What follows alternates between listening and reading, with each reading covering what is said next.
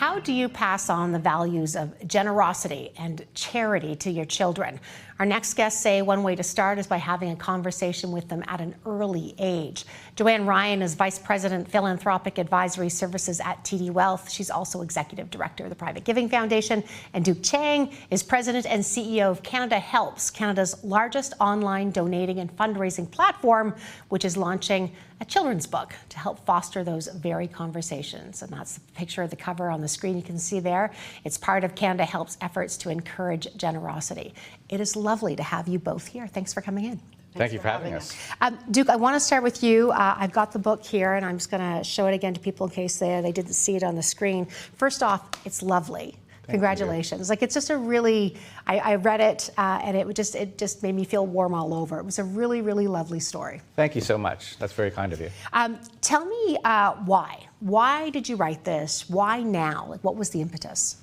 Yeah, really, there's two things. One, we're surrounded by so much negative news cycle and terrible things happening around the world. We really want to give a positive conversation and something positive for children to look forward to. Mm-hmm. The second thing is, it was really important to think about how we have these conversations between parents and children, between grandparents and grandchildren, about what matters. What are the values that matter? And we think that's kindness and community and empathy and generosity. So we created this story about Violet and her friend Scarlett and all their other woodland friends to really be a vehicle for those conversations to say, hey, these are important values to our family, and how do we express these values? It was really clear when I was reading it too, which, I read the book knowing who came out with the book, and I read the book knowing a bit more background, but it was just a story of people helping people and people being there for people, which I thought was really lovely. Yeah, we tried to frame a story that children would understand in the context of, we're really targeting kids from 4 to 7. Mm-hmm. So what are things that are concepts that they can understand, that they can also take action into in their own lives? And those are things like understanding when somebody needs help, understanding what I can do and contribute, understanding that sometimes contributing is just helping to organize everybody else around me, which is really what Scarlett does. Yeah. Yeah, and I love that too, that idea that they can make a difference. They have the ability to get others to help make a difference in the same too. I'm giving away the whole book here, but anyway, I'll let people read it. Joanne, I know that you have, you've worked with clients for, I'd say years, decades. I know, not aging you here, but I know you've lots of experience in the area. What are some of the ways that you've seen and you've worked with your clients to help instill these values with their kids? So one of the best ways to get your children involved in giving is through volunteering. And I've done it with my son over the years. He's now older. He just graduated from university. But, congratulations. Thank you. And he's working. Yeah. And double congratulations. Thank you. But when he was little, we did the Ride for Heart, because who doesn't like to get on your bike and ride up the Don Valley Parkway or on the highway, but also learn about why exercise is really good. Mm-hmm. But we did things for Habitat for Humanity. Every holiday season, we would make a donation, build a gingerbread home, and eat it. Usually too much sugar, but we would be sitting in a Habitat for Humanity's warehouse, and we would understand that not everybody has a home. And so, yeah, you're out volunteering, but you're also learning about a particular issue at the same time. And of course, at TD, we have tree days through TD Friends of the Environment, really for employees and families, really, and their kids to come out and plant trees. But we recently did an event because our clients said to us they're concerned, or they want to make sure their children really are aware that there are people that do not have what they have. And so we organized an event around food insecurity, which is a big issue right now. 1 in 4 in Canada are accessing food banks. And there's a particular organization in BC, but they're similar in different provinces, called Backpack Buddies. Mm-hmm. And it was founded by a mother and daughter. And they said, well, we know that schools have breakfast programs or lunch programs, but the schools said they're concerned about what happens to these children on the weekends. And so they started a charity, it's called Backpack Buddies, and they get a lot of donations of food from major grocery stores. They get volunteers together and they pack these bags that get inserted into a backpack or delivered to schools, and the schools discreetly insert them into a backpack for kids that have have been identified as food insecure. But what this event did, it was our clients and their kids. The youngest was 2, a lot were 5 and 6. And we had assembly lines going where they were filling these bags with food. They were counting every bag that they filled, and they were so proud of what they were doing, and knowing that the next day they would be delivered to schools, to kids to take home on weekends in their backpack where they don't have enough healthy, fresh food on the weekend. It's amazing. And I mean, giving these kids and I keep searching for the word, but letting them know that they have the ability to influence these outcomes at a very early age. And it's great to get them hands-on. You've got some great suggestions at the end of the book as well with a few things. We do. We really think that generosity and kindness, all these things are like building any other muscle. So getting them to practice those things from an early age is really important. So even small acts of kindness and generosity, maybe you notice somebody on the playground at recess time that could use a friend or use a buddy. Maybe it's just helping grandma out with the groceries in the car. Those are simple things that you can do as a young child within your own sphere, in your own world. It's not about financial giving at that age, right? It's really about building these muscles and realizing that you can help others. So those are things that people can do. Parents can model generous and kind behavior. Children see, children listen to what we do. Which is probably one of the most impactful things that can happen. Absolutely. So it's a reminder also to the parents to say like, hey, what am I doing to model this behavior for my kids? How are we having this conversation? What can we do within our own home? And then that can graduate to things that Joanna said out of the home, like can we go volunteer? Can we go help contribute to the community in other ways? And that continues to grow muscle over time. So as they grow older into their teen years and young adulthood, they've already had those values instilled in them.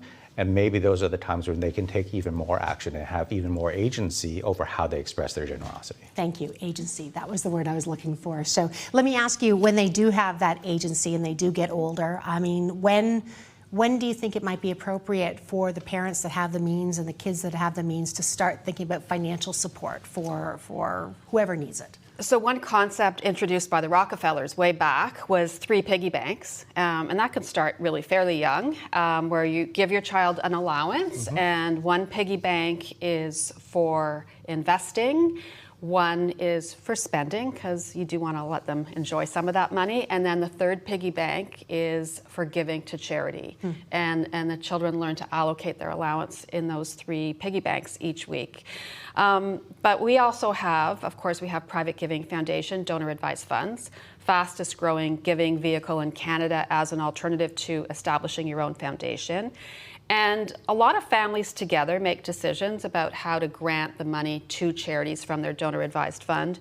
But even if the kids are little, it might be looking through a World Vision catalog and buying a goat with some money from the donor advised fund. And then as they get older, they may have their own projects or their own initiatives that they want to support also. But I actually was recently invited to a good friend's daughter's 10-year-old birthday party. And she's somebody that really wasn't lacking for anything. But I also knew I couldn't walk in there empty-handed. So got a nice card. And then I went into CanadaHelps.org and I purchased a gift card, a charity gift card. You can buy it for any amount you want. I receive the tax receipt because I make the donation, and then you can wrap it up any way you want. And then the recipient gets to go on the website, which she did with her mother, and choose any of the 85,000 charities that she wants to send that money to. And the mother was very grateful that I didn't walk in with 1 more toy that she didn't need. Yeah, we're all grateful when that happens, Joanne, very grateful. And also, I was just going to say, for those who are interested on the academic side as well, I mean, you sit on the advisory board for the Carleton Masters in Philanthropy and Nonprofit Leadership program. So as certainly as you get older and you want to learn more about charities, Carleton is the only university in Canada that has a Masters in Philanthropy and Nonprofit Leadership program. They've just launched a research chair, again, first in Canada, that's really going to be diving deep into research in the charitable sector and setting policies. They have a lot of what they call Philanthro-Think events, and they're often, some are in person, but you can often see them on a webinar to be able to learn more about it. And then another, as you're wanting to volunteer more and you're getting older and you want to learn how to be a board member, there's actually an organization called Board Match. It's part of a charity called UltraVest, and they train people to become, with all of the necessary skills that you would need to become an effective board member of a charity. So you can, and then, you know, once you've gone through their training program, you can sign up as a potential board member, but then charities who are looking for board members also can sign up with them. And it's like a matchmaking service, and a really great way to start to learn about committee work and board work also as a volunteer as you get older. From another academic standpoint, and I want to squeeze this in before we run out of time, but you sit on another advisory board at Carleton University, which takes a look at how to engage younger generations in philanthropy. What are you hearing? What are some of the things that are emerging? Yeah, it's the Charity Insights Canada project, and it really is a longitudinal study on what's going on in the charitable sector across the country. We're 85,000 different organizations. And one of the questions they asked recently was about how do we engage younger generations, and how are charities doing that today? It's loud and clear, volunteerism is absolutely a way to engage younger people earlier in your cause. We always talk about the 3 T's, right? Treasure, time, and talent. Yep. And they may not have a lot of treasure yet when you're a young person just getting started off in your career, but you do have talent and you do have time. And so volunteerism is a great way to start engaging people in your cause, educating them about your organization, getting them connected to the community around your organization. That's one way. Events and advocacy work. Young people are really passionate about the causes that they care about. And so they're willing to do that event and advocacy work and activism work on your behalf. And so getting them engaged and getting their voices heard as community organizers, just like our Squirrel Scarlet, that's another great way. And then eventually we find that they will turn into donors over time when they have the capacity to do so. Right. But go ahead. And they have great social media skills. Yeah. Charities, which is very important. Well, and charities had a really tough time, as you know, last December when we had the postal strike, because a lot of their older donors are used to getting mail through snail mail and actually sending a check. And so charities are rethinking their whole strategy around that, but having really great, you know, social media skills, like a lot of young people, will be very, very helpful for charities. That's a great area to have them volunteer in, for sure. All right, those who are listening, there you go. They need all the social help, media help that can be brought in. Congratulations, Duke, on the book. Once again, it's called Violet's Song. Great. Joanne, always a pleasure to have you here. Great to be here. Thank you. Thank you for having us. Thank you.